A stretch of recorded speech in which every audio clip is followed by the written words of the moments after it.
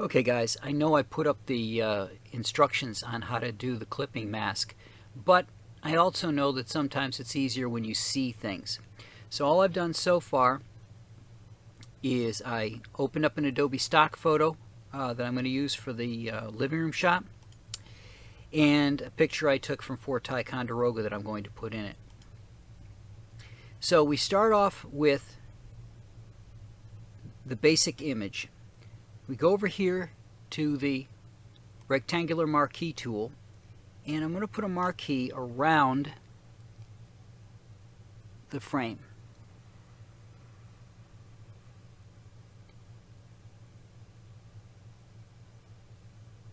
Okay, now all I've done is put that marquee around the frame. I'm going to go up to Layer, New Layer, Layer via Copy. All that's going to do is grab that square off of there and create a new layer. Now I go over to my photograph. I go back up here to this little cross device, which is the Move tool. I hold on to it. I'm pressing down the left mouse button. I drag it up to my photo. Now I have to hold it still, drag it down over the picture that I've got, and let go. And that puts it in place.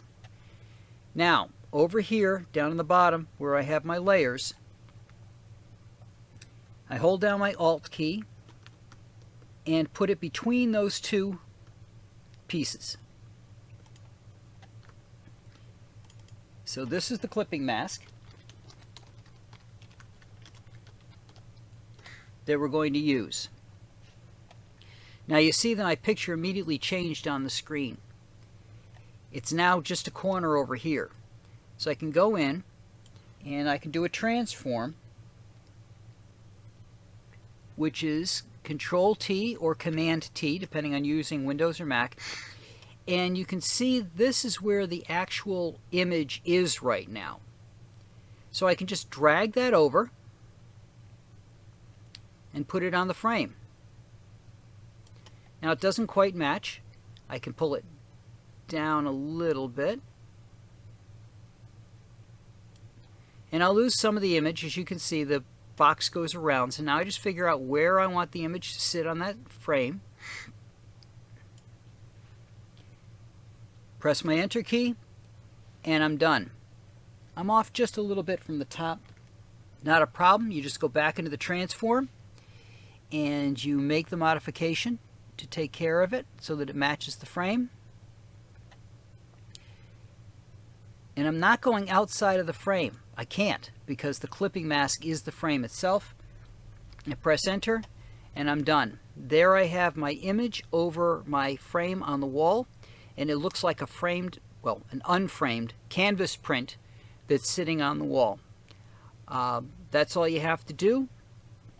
You can then export it by doing File, Export.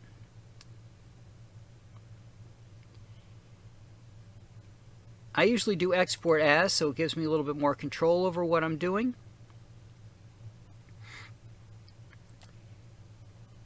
Here you can change your format to JPEG if that's what you want to use.